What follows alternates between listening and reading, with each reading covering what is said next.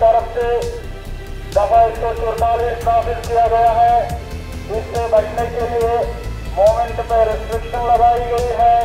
इसीलिए आप लोगों से पुरजोर गुजारिश है कि आप अपने अपने घरों के अंदर ही रहें। नगर म्युनिसिपल कॉरपोरेशन जो इस वक्त स्प्रेइंग कर रही है, वर्ल्ड हेल्थ ऑर्गेनाइजेशन के जो तस्लीम शुदा केमिकल्स हैं उनके ज़रिए हम स्प्रेइंग करते हैं।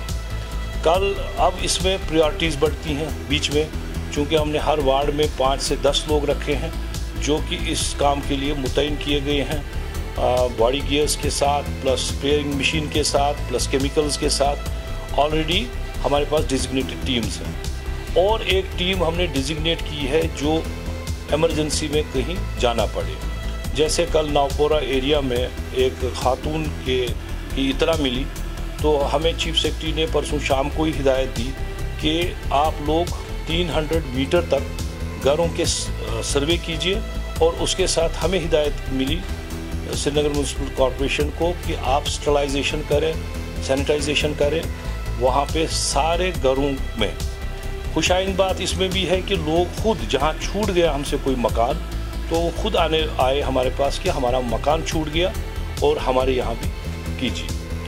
अब जो उसके साथ लोग ट्रैवल कर रहे थे सऊदी अरब से तो उन्होंने भी खुद को वॉलंटियर किया कि हमें क्वारंटाइन में रखा जाए, जो कि एडमिनिस्ट्रेशन ने तकरीबन 14 सेंटर्स कायम किए हुए हैं, बिल्डिंग्स हैं, होटल्स हैं, जिनको हमको कल डिविजनल कमिश्नर की हिदायत पर आज दिन उनकी स्टरलाइजेशन हो रही है उन बिल्डिंग्स की जहां पर उनको रखा जा रहा है उन सारे।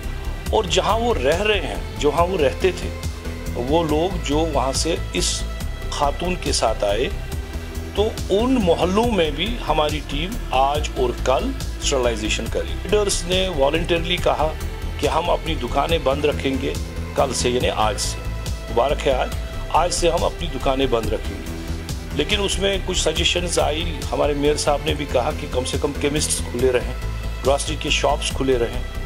बैंकर्स को हिदायत दी गई कि आप लोग, चूँकि बैंकर्स के पास फंड्स अच्छे खासे होते हैं तो उनको हमने फैसिलिटेट किया कि केमिकल्स कहाँ से लाएं, जो रिकॉग्नाइज्ड डीलर्स हैं उनके से ले लें। और प्लस हमने उनको ये हिदायत दी है कि जो ATM मशीन्स यूज़ हो रही हैं उसमें आप लोग जो भी वहाँ गार्ड्स हैं तो उन्होंने कहा कि हम CC कैमरा के थ्रू उनको मॉनिटर करेंगे।